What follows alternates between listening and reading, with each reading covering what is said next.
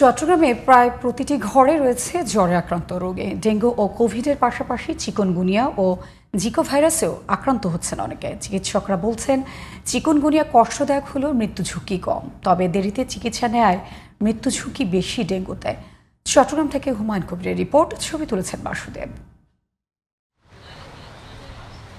চট্টগ্রামে উদ্বেগজনক হারে বাড়ছে ডেঙ্গু রোগীর সংখ্যা। জানুয়ারিতে ডেঙ্গুর প্রাদুর্ভাব দেখা দিলেও মে থেকে আক্রান্তের সংখ্যা বেশি। এপ্রিল পর্যন্ত ডেঙ্গুতে আক্রান্ত হয় 127 জন, আর মে মাসে শনাক্ত হয় 116 জন, জুনে 176 জন এবং জুলাইয়ে এ পর্যন্ত শনাক্তের সংখ্যা 141 জন। মৃত্যু হয়েছে 2 জনের। আক্রান্ত কেউ কেউ হাসপাতালে ভর্তি হলেও বাসা বাড়িতে চিকিৎসা নিচ্ছেন বেশিরভাগ রোগী। তবে জ্বর নিয়ে অবহেলা না করে দ্রুত চিকিৎসকের শরণাপন্ন হওয়ার পরামর্শ চিকিৎসকদের। ডেঙ্গুর জন্য যেরকম সতর্ক থাকা দরকার, চিকুনগুনিয়ার জন্য আসলে সতর্ক থাকবে। তো চিকুনগুনিয়াতে একটু বেশি দুর্বল হয়ে যায়, শরীর বেশি ব্যথা হয়ে যায়। কয়েক ঘন্টার জরুরির মধ্যে যদি সঠিকভাবে চিকিৎসা করতে না পারা যায় নানা কারণে, তাহলে এই রোগীগুলো কিন্তু মৃত্যুবরণ করতে পারে।